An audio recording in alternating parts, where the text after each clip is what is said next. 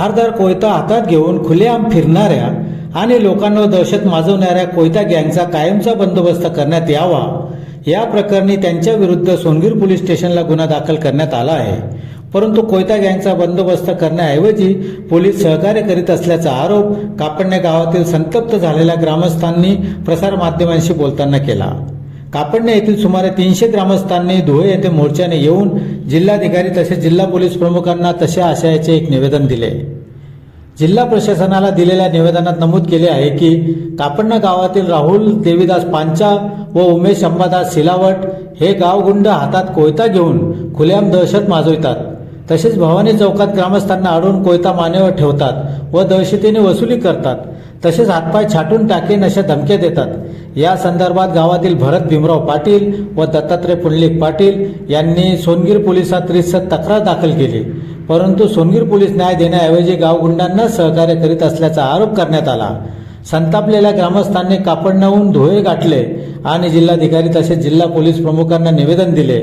या प्रकरणी जिल्हा प्रशासनाने गंभीरतेने लक्ष देऊन गावगुंडांचा कायमचाच बंदोबस्त करावा अशी मागणी देखील त्यांनी केली। यावेळी तक्रारदारांसह कापडणे गावातील सुमारे 300 वर ग्रामस्थ तसेच महिला मोठ्या संख्येने उपस्थित होत्या। जेव्हा आम्ही या ठिकाणी जात असताना या ठिकाणी आमच्यावर कोयत्याचा हल्ला केला गेला कारण नसताना त्याच्या आधीही 10वीच्या परीक्षेमध्ये त्याच्यानंतर गावामध्ये कोयता बिंदासपणे असं गावात मिरवून ते दहशत माजवण्याचा प्रयत्न करतात। याच्या आधीही अनेक गुन्हे त्यांनी केलेले, पण गुन्ह्याची नोंद होण्याआधीच सोनगीर पोलीस स्टेशनवाले ते सोडून देतात। त्यांची एवढी मजुरी आहे, त्यांची एवढी सेवा चालते, तर कापडण्यामध्ये जेव्हा त्यांना अटक करायला आलेली गाडी होती त्या गाडीमध्ये ते बसून सिगरेट प्याले। सिगरेट पिऊन त्यांना पाण्याची बॉटल त्यांना पुरवण्यात आली। असे त्याच्यानंतर तो जेव्हा पोलीस स्टेशनमध्ये गेला तेव्हा पोलीस स्टेशनमध्ये पोलिसांसमोर अशी बूट वाजून आणि त्यांच्या समोर शिक्षा म्हणून ते काय करत होते की डायरेक्ट त्या ठिकाणी तुला मारून टाकू, कोयत्याने कट्टा घेईल, तुला मारून टाकू अशी आमच्या जे भैयादादा आहे त्यांना धमकी देत होते।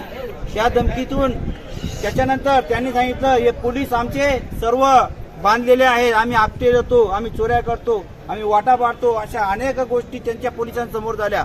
तरी सुद्धा पोलिसांनी आम्ही जात नाही तोपर्यंत कारवाई त्यांच्यावर केली नाही आणि ते आमच्या पुढे ते कापडण्यामध्ये परत ते कोयता फिरवला त्यांनी। मागणी काय तुमची?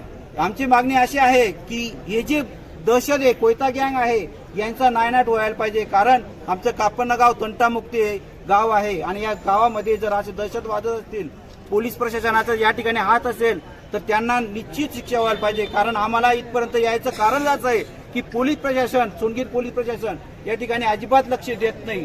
4 दिवसापासून फिरत असलेला जो व्यक्ती आहे त्याला आज कुठेतरी घेऊन गेले असतील कार्यवाही दाखवण्यासाठी, कारण त्यांना मेसेज गेला की जिल्हाधिकारी कार्यालयावर त्या ठिकाणी जाणार आहेत आणि त्याच्यामुळे त्यांना आज कुठे कार्यवाहीसाठी घेऊन गेले। आणि याच्यानंतर जर या प्रशासनाने लक्ष दिले नाही तर गावाच्या लेवलवर आम्ही ग्रामसभा घेऊन जे आम्हाला कार्यवाही करायची आहे ते आम्ही कार्यवाही करू। कारण प्रशासन जर लक्ष देत नसेल तर आम्ही न्याय मागायचा कुठं असा आम्हाला प्रश्न पडलेला आहे। मग आमच्या गाव लेवलवर आम्ही ते निर्णय घेणार आहोत।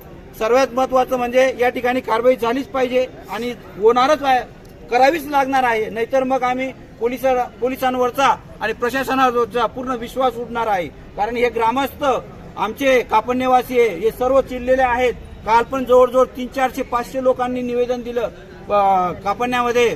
असं एवढे जर त्रास होत असेल तर आम्हाला कुठलं तरी पाऊल उचलावं लागेल आणि त्या सर्वस्वी जबाबदार प्रशासन राहील।